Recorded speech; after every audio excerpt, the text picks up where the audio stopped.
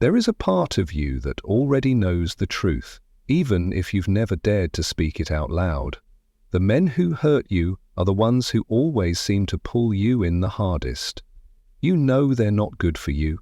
You've whispered to yourself, "I'll never let this happen again." And yet, somehow, you find yourself right back in the same cycle, drawn to men who take more than they give, men who make promises in the dark and break them in the morning, men who leave you questioning your worth while you're still holding on to their words. You lie awake at night, staring at the ceiling, asking yourself questions you don't even admit to your closest friends. Why do I fall for men who treat me this way? Why can't I walk away when I know better? What is it in me that keeps choosing pain disguised as love? You carry the weight of those questions alone, because to admit them out loud feels like admitting weakness. So instead, you smile through the day and let the ache bleed out only in silence. Have you ever woken up after another fight, another broken promise, and looked in the mirror, wondering, how did I get here again? You replay the conversations, you analyze every text, you search for the moment where you might have said or done something that caused the shift. Deep down, though, you know this isn't just about a single argument or a single man. It feels older than that, deeper, like a pattern you can't seem to escape. And in that pattern lies the cruelest loneliness, the kind that makes you feel like no one would understand if they knew the truth. Your friends tell you to leave, to stop answering, to finally choose yourself, but they don't see the invisible pull, the way your heart races when he calls, the way your stomach flips when he shows up at your door, the way you still cling to the rare moments when he makes you feel like the only woman in the world. Have you ever hated yourself for loving someone who hurt you, and then hated yourself again for not being able to stop? You live in two worlds at once. On the outside, you try to look strong, collected, in control. On the inside, you're torn between the version of yourself that knows you deserve better and the version that keeps reaching for the man who proves again and again that he cannot give it. The tug of war between those two selves is exhausting, and it leaves you lying awake at night with that single haunting question. What's wrong with me? But here's the truth you've been too afraid to whisper, even in your own diary. There is nothing wrong with you. The pull you feel toward men who hurt you is not weakness, and it is not coincidence. It is something much deeper, something most women never realize until they finally dare to face it. And until you uncover what that really is, the cycle will keep repeating, leaving you with the same tears, the same doubts, the same nights of staring at the ceiling, wondering why love feels so much like pain. It starts quietly, in moments you rarely admit to anyone. You wake up in the morning, check your phone before you even stretch, and there it is. Nothing. No text, no call, no sign that you were the first thought on his mind, though you know he was the last thing on yours before you drifted off to sleep. You tell yourself not to care, not to read into it, but the silence already cuts deeper than you want to admit. Have you ever caught yourself staring at your phone, praying for his name to appear, and then hating yourself for caring so much? Throughout the day, the thoughts won't stop looping. You replay the last conversation over and over again. The way his tone shifted, the way he dismissed you, the way you laughed at something that didn't feel funny, just to keep him close. You wonder if you pushed too hard, if you said too much, if you could have kept him from pulling away. And yet, even as you question yourself, you still feel the pull toward him, the kind of pull that doesn't make sense, the kind of pull that leaves you confused but powerless to resist. Then there are the moments with your friends, the ones who see only pieces of your life. You smile when they ask how things are going. You say, "We're fine," even though you cried yourself to sleep 2 nights ago. You nod along to their stories while hiding the storm that lives inside you. Have you ever smiled on the outside while breaking on the inside? That's the life you've mastered, looking composed while your heart feels like it's unraveling one thread at a time. At night, when the world is quiet, the loneliness sharpens. You lie in bed replaying the things he said that hurt you. then replaying the few sweet moments as if they could erase the pain. You scroll through old messages, searching for proof that he once cared, that he once saw you, that you didn't imagine the connection you thought you had. You cling to those tiny flashes of warmth while ignoring the cold pattern that keeps repeating. Have you ever hated yourself for remembering the good so vividly while excusing the bad so easily? And still, there's the magnetic pull. The way your heart leaps when he finally texts, even if the words are empty. The way your stomach flips when he shows up at your door, even though you swore you wouldn't let him back in. The way your body betrays the promises your mind makes. You tell yourself this time will be different, even as a quiet voice inside whispers that it won't. The hardest part is the way it makes you question yourself. Why do I keep doing this? Why can't I walk away? What's wrong with me that I'm drawn to someone who hurts me? Those questions linger in the background of your life, haunting you in the quiet moments, echoing in your chest every time you see your reflection. You're not just battling his behavior, you're battling the war inside yourself, the one that makes you wonder if you're broken for wanting him at all. This is the hidden reality you carry, the one no one else can see. The waiting, the doubting, the pretending, the endless cycle of hurt and hope, pain and desire. On the outside, you look like every other woman holding her life together, but on the inside, you're fighting a battle no one talks about, the battle of being irresistibly drawn to the very man who keeps breaking you, and never knowing how to explain why. The reason you feel drawn to men who hurt you is not a mystery, even though it feels like one.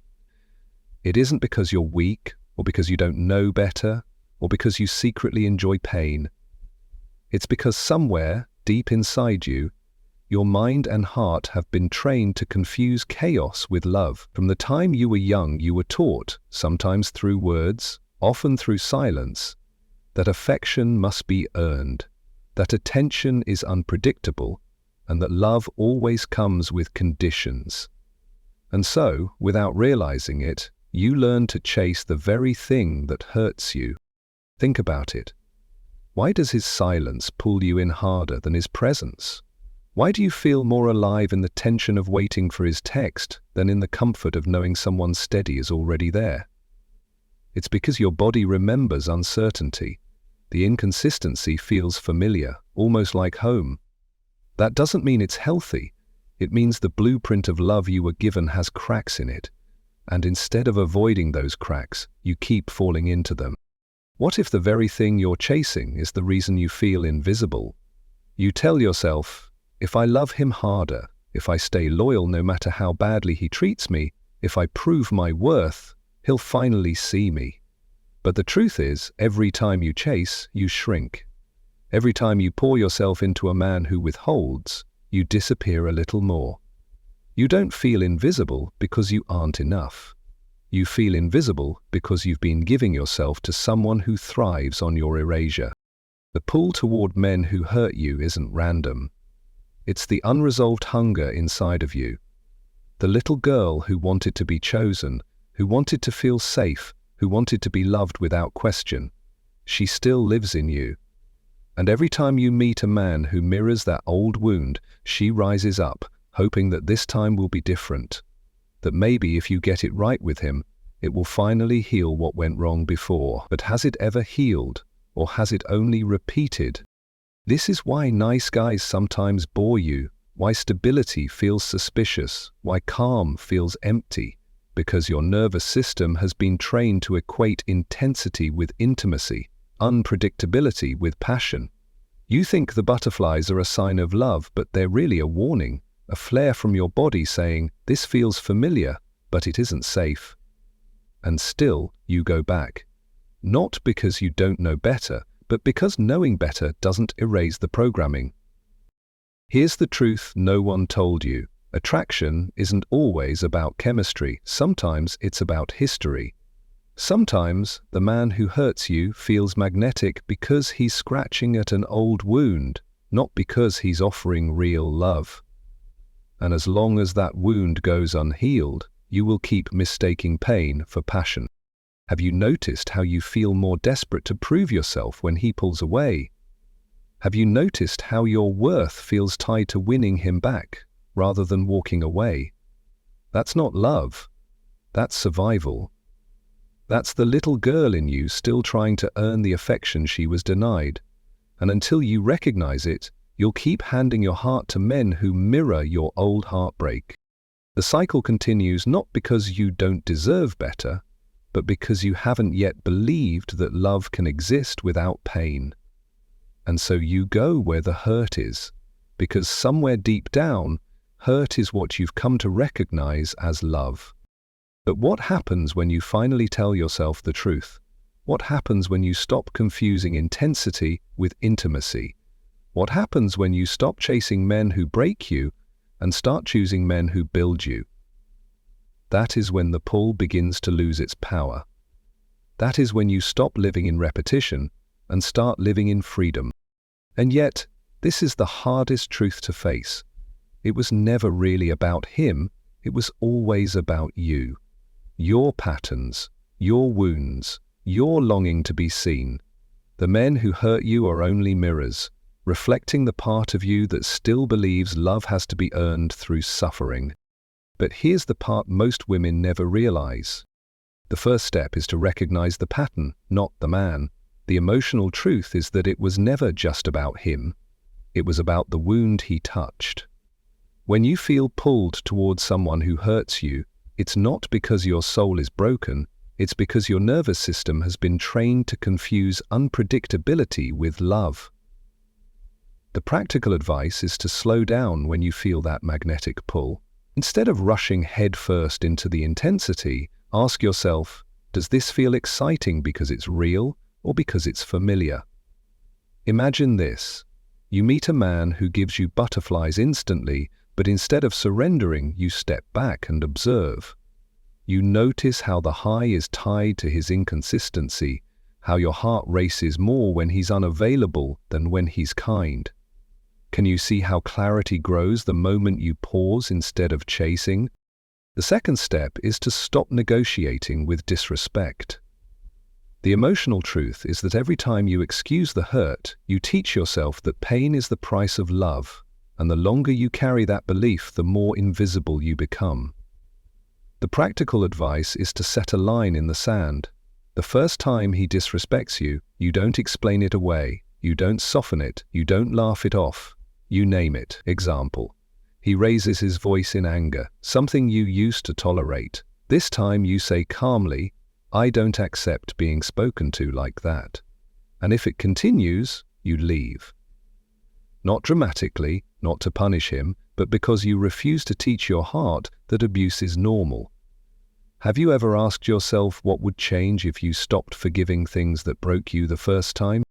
The third step is to rebuild your self-worth outside of his attention. The emotional truth is that the reason his presence feels so intoxicating is because you've made his validation your mirror. When he pulls away, you feel worthless. When he comes close, you feel alive. The practical advice is to reclaim your reflection.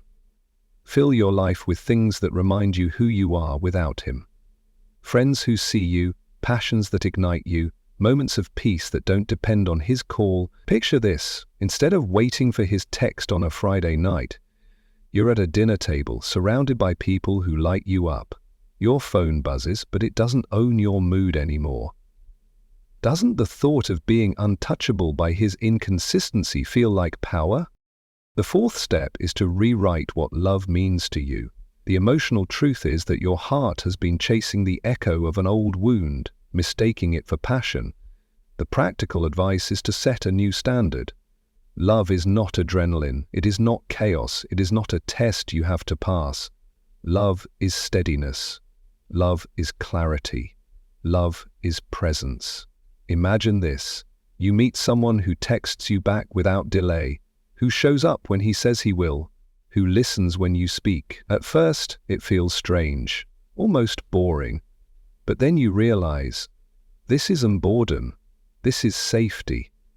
This is the calm your heart has been starving for. And isn't it time to call safety what it really is? Love. Each of these steps is about reclaiming dignity, not about punishing him. It's about choosing to no longer abandon yourself for the sake of a man who cannot hold your heart with care. It's about asking the questions that matter. What if I stopped chasing the very thing that hurts me? What if love was never meant to feel like survival? What if my worth has been waiting for me to stop running in circles and finally stand still? Because the truth is, you can break the cycle. The pull doesn't own you. And the moment you begin to choose yourself over the chaos, you'll see it for what it always was. Not love, but a wound disguised as it. And the woman who learns to tell the difference is the woman who finally becomes free. There is a kind of strength born only in the ashes of heartbreak, the strength of a woman who has finally stopped chasing what wounds her. You have lived through the cycle of hope and disappointment, of waiting for love that never stayed, of giving yourself to men who only knew how to take. And yet, despite all of it, you are still here, breathing, rising, ready to rewrite what love means.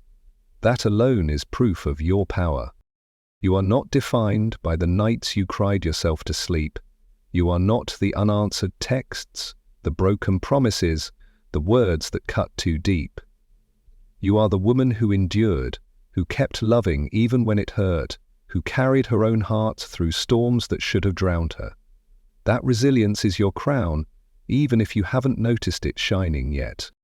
But survival is not your final chapter. You were not born just to make it through. You were born to bloom. You were not meant to beg for the bare minimum. You were meant to be cherished in abundance. You were not created to shrink yourself for someone else's comfort. You were created to take up space, to be seen, to be chosen, without having to bleed for it. Picture the moment you finally turn inward, not outward, for validation. You stop asking, "Does he see me?" and begin declaring, "I see me." That shift changes everything. The mirror no longer reflects doubt. It reflects a woman who knows her worth, even if no one else in the room does. And when you carry that kind of certainty, the world bends around it. People cannot ignore the radiance of a woman who has chosen herself. One day, the ache you feel now will be a story you tell with pride. You'll say, "Yes, I once chased men who broke me, but that was before I realized my love was too sacred to waste." You'll look back at the sleepless nights, the hollow mornings, the endless overthinking, and you'll see them for what they truly were, the labor pains of becoming. Because every tear has watered the ground of your becoming. Every disappointment has carved space inside you for truth. Every heartbreak has been teaching you, whispering, "You were never meant to settle here. You were never meant to call this love." And now you stand on the edge of a new beginning.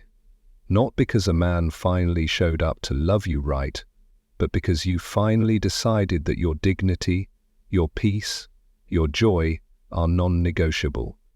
That is the moment when loneliness turns into liberation. So remember this: you are not hard to love. You are not asking for too much. You are not broken. You are simply awakening to the fact that real love will never demand you to betray yourself.